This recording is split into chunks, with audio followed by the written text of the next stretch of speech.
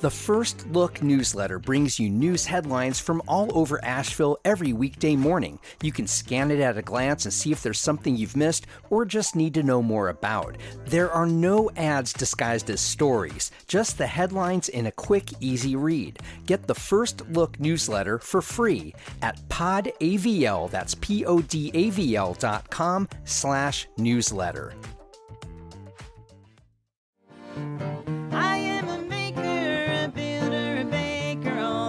Sometimes my messes are all that you'll find. I'll tell a story, both true and allegory. Oh, the process is precious, so it takes up all my time. Noah Bendix-Balgley is a revered violinist, concertmaster with the Berlin Philharmonic, and a soloist who performs with orchestras internationally. He's also a native of Asheville. I recently spoke with Noah to get the details on his ambitious week-long residency with the Asheville Symphony Orchestra beginning March 11th. I wanted it to be, as you said, a great challenge, but I also felt it's really a personal thing to take a break from running around my usual life and devote a little bit to this project to bring back to my hometown. This is The Overlook with Matt Peiken, a podcast about the news, arts, issues, and trends of Asheville. I talk with Noah about his training and career path and how his Jewish roots play into his music making. We also talk about his long connection to Asheville Symphony music director Darko Buderitz and the personal significance Noah feels in showcasing a broad range of violin-centered works in his native city. I began our conversation by asking Noah how important Asheville was in shaping his musical immersion and education. When I was a kid, I started playing violin and was taking early lessons in Asheville. I studied with a couple of local teachers named Paul Statsky and also Mary Daniels, who for a while was the concertmaster of the Asheville Symphony. So, of course, that had an impact on my early development. And I was educated then elsewhere. In the end, who I am is a result of all those experiences I had growing up. And I think my childhood in Asheville, being around the nature and the mountains, I don't know exactly how that affected me, but it definitely formed me a lot. The Asheville Symphony, did you go to concerts often? Yeah.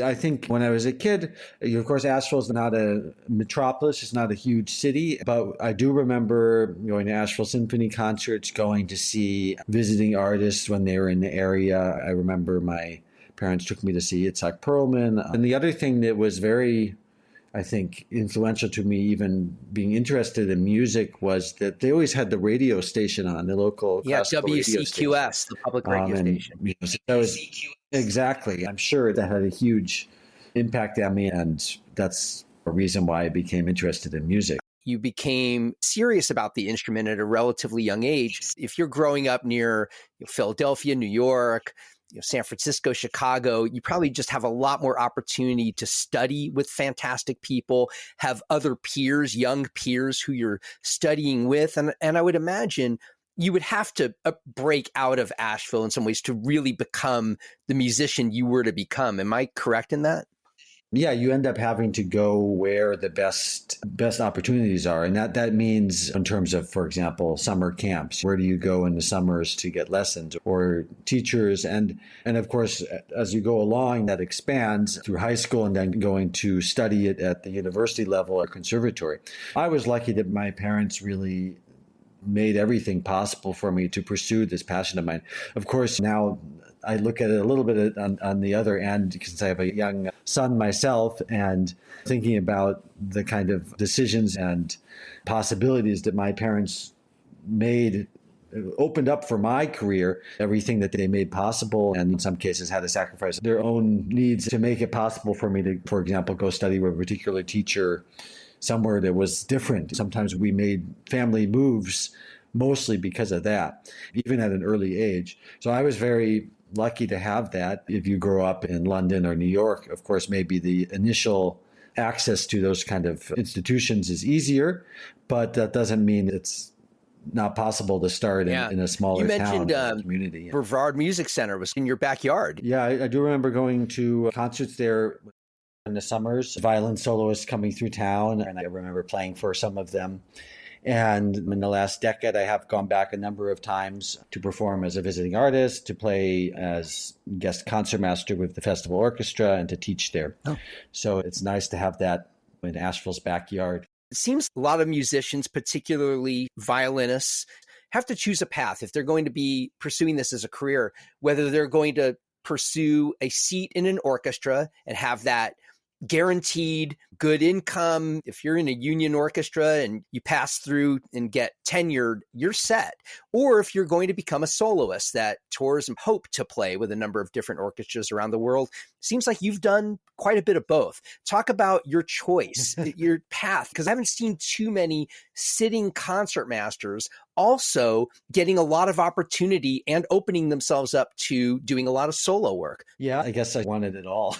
When I was studying, I was going definitely to the route of violin soloist, which is a very challenging route to go. There are very few people who are able to make that their career and to maintain it.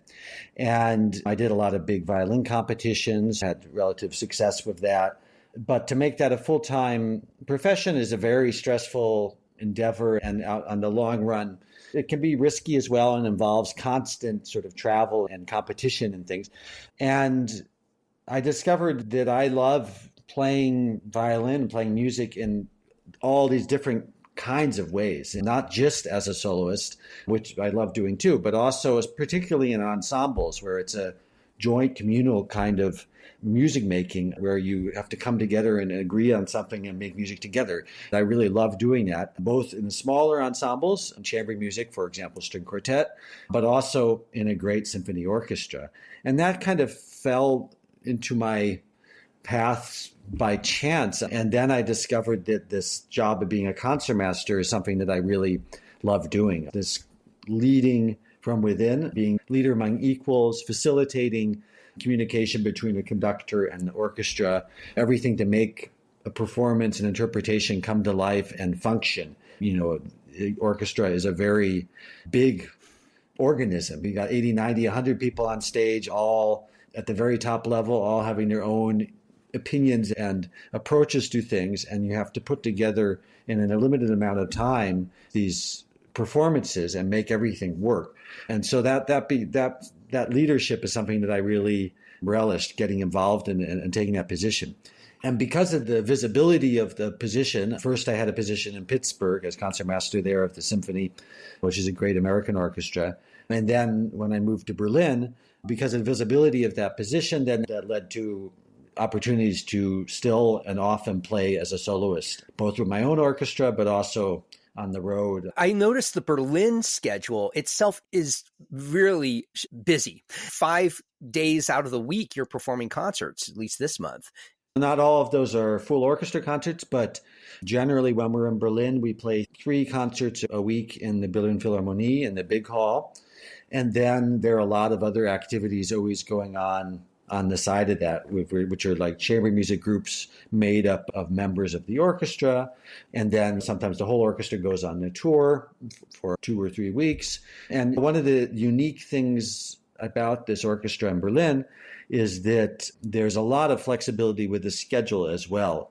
For example, I'm one of 3 concertmasters. About a little over half the time I'm playing here as concertmaster, but the rest of my schedule, there's flexibility and freedom to do other things. And without that flexibility, I wouldn't be able to be as active as a soloist or as a chamber musician. For example, like right now, this week I'm playing here as concertmaster. Next week we have some concerts in Vienna and Hamburg. And then after that, I come to America for a couple of weeks with a string quartet that I play with my wife, Shan Shen, who will also be coming to Asheville. And then, of course, we have the residency in Asheville in March. And so my orchestra is still playing here in Berlin, but I just happen to have those weeks free to do other projects. I want to get into what you're going to be doing in Asheville and how this residency even came about. But first, let's talk about the other groups you have. You're involved in chamber music in Berlin and other ventures. Talk about the kinds of music you're most keen and interested to play, any particular composers or eras, any styles of music that you're looking to really bring out in your playing outside of the Berlin Philharmonic? That's a great question, and it really resonates with how I feel. I guess the typical thing would be to play in the orchestra and play just what the composers are that come up on the orchestra schedule, mainly the classical standards. And of course, orchestras now become more curious and adventurous, which I think is great, bringing in different kinds of music and composers and styles. But for me, that's always been the case. I've always loved folk music. I grew up around a lot of Eastern European folk music. My dad is a dance teacher and specializes in Eastern European folk dancing. So since I played the violin, I was already hearing that kind of music at his workshops and learning it as well. Particularly klezmer music has been something that's been a part of my life from an early age, and I've always been passionate about. Is your family Jewish? Yeah, they're Jewish, and my dad, he's really an expert in the dance traditions and has really researched that dance traditions. And so I was around it. I loved the music. I started to learn that kind of music as well and have tried to keep doing that. And so that's been a really important counterweight to the very classical playing is the freedom and expression that you get when you're playing klezmer music or Hungarian gypsy music or Romanian music, the freedom to improvise a bit, try things out differently, to really find different kind of grooves. And that's something that I really like. And I have a group here in Europe called Philharmonics with an X at the end, a septet, which is mostly made out of some members of the Berlin Philharmonic and the Vienna Philharmonic. And basically, our credo is to play all the music that we would never get to play in our orchestras, and especially composed and arranged for our ensemble. Have you composed music yourself or had music commissioned for you? You set me up very well for that question. I have, and the inspiration behind that was this love of klezmer music. When I was in Pittsburgh, I had the idea I wanted to have a violin concerto with orchestra for me to play in the klezmer style that brings that style to the concert stage. And in the end, I ended up composing that myself. And I premiered it in Pittsburgh in 2016, worked together with a great American composer, Samuel Adler, who orchestrated it. So yeah, we did that in Pittsburgh. And since then, I've done it many times in America, in Germany, even in Asia. So it's become a bit of a signature that I'm able to bring to the classical concert stage with full orchestra. Wow. So this is the first artist residency in Asheville that I'm aware of, at least certainly under Darko Buderitz. How did this come about? Darko's an old friend. We went to the Indiana University Bloomington at the same time together. And when I was a student there, I played under his direction a few projects. So I knew him from then. And when he got the job in Asheville, I was very excited to see that. And then, we started talking about doing something together. I remember he came over to my parents' place and we were taking a walk in the woods there, a little hike. And Darko has a great folk music background too, from Serbia, and loves that type of music too. And we were thinking about something really interesting and fun to do together. And we came up with this idea of celebrating the violin, really exploring how many different violin traditions there are. And could we try to put that all in a festival in Asheville with the Asheville Symphony and different constellations with the whole orchestra and smaller groups. So then we started brainstorming and come up with a crazy week of violin. So tell me about this crazy week. It's really unusual. Usually when a soloist comes in for a program, they have their piece that they perform. Yeah. And, there almost never are workshops and community efforts.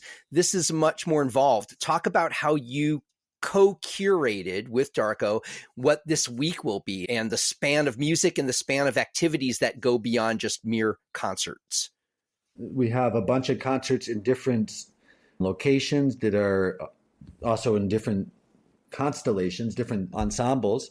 And we wanted to really show all these different aspects of what the violin can do. So with the big concert, with the Asheville Symphony, which is an all concerto concert, and my wife, Shanshan Yao, who's a wonderful violinist, she used to play in the Pittsburgh Symphony and the New York Philharmonic as well. And we play a lot together, chamber music. So she's going to join as well. And we're going to play the Bach double concerto for two violins, which is a classic work. And then she's going to play a Chinese work. She was born in China. She grew up there before going to conservatory in America. But she's going to play a wonderful Chinese work called the Butterfly Lovers Concerto. And then in the second half of that concert, I'm going to play the Brahms Violin Concerto. So that's with the full orchestra. We have program with chamber orchestra with a smaller portion of ASO musicians, which I think it might already be sold out, actually. We're going to go a little crazy with the styles. We're going to go from classical to bluegrass, jazz, klezmer music, some Serbian folk music, some of Darko's arrangements, klezmer arrangement of mine. So runs the gamut of styles. And then I have a solo violin sonata recital where I'm going to play some different sonatas, and that's a real challenge. That's my personal I threw down the gauntlet for myself to play for just first violin alone, solo Bach, because the solo Bach sonatas and partitas are such an important part of the repertoire.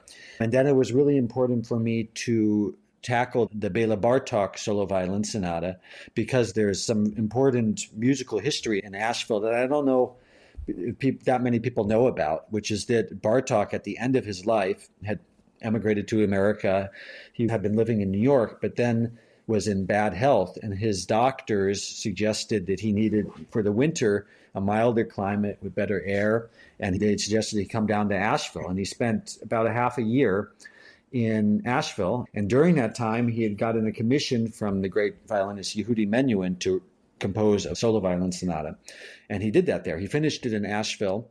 I even looked up the exact date. When was that? March 14th, 1944. Oh. And so, as luck would have it, my recital is 80 years to the day afterwards.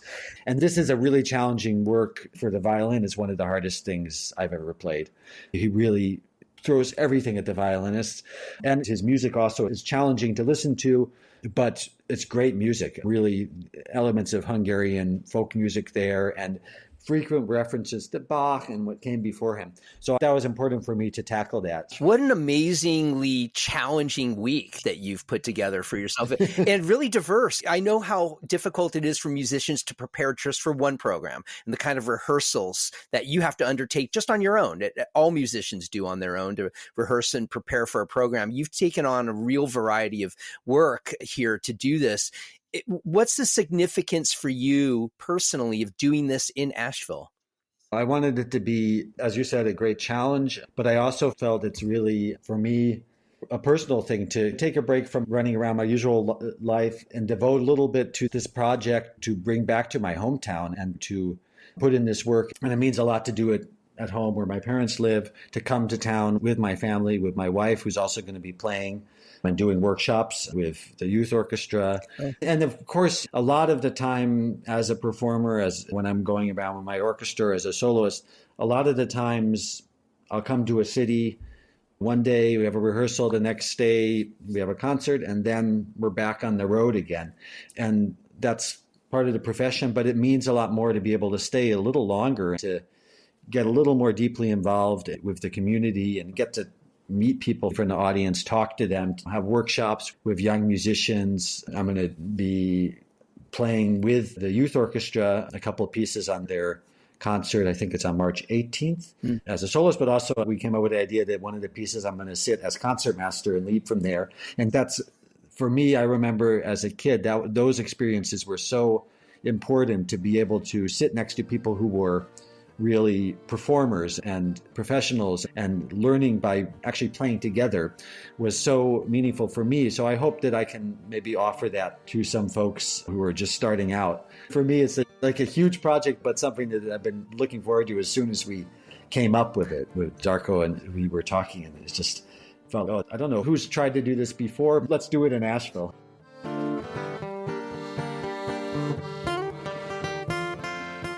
If you value the Overlook's place in Asheville's media landscape, please consider joining dozens of others who are supporting the show through my Patreon crowdfunding page. Become a member for as little as $5 a month. Visit patreon.com/The Overlook Podcast. Our First Look newsletter gives you just a handful of daily headlines from around the local media landscape to get you on your morning. We also have a weekly newsletter devoted to all things The Overlook that hits you every Friday. Both are free and available at podavl.com/newsletter. The theme song for The Overlook, Maker's Song, comes to us courtesy of the Asheville duo The Resonant Rogues. The Overlook is a production of Podcast Asheville. New episodes come out every Monday, Wednesday, and Friday wherever you get your podcasts. You can find us on any social media channel at AVL Overlook. And I'll see you on the next episode of The Overlook with Matt Peiken.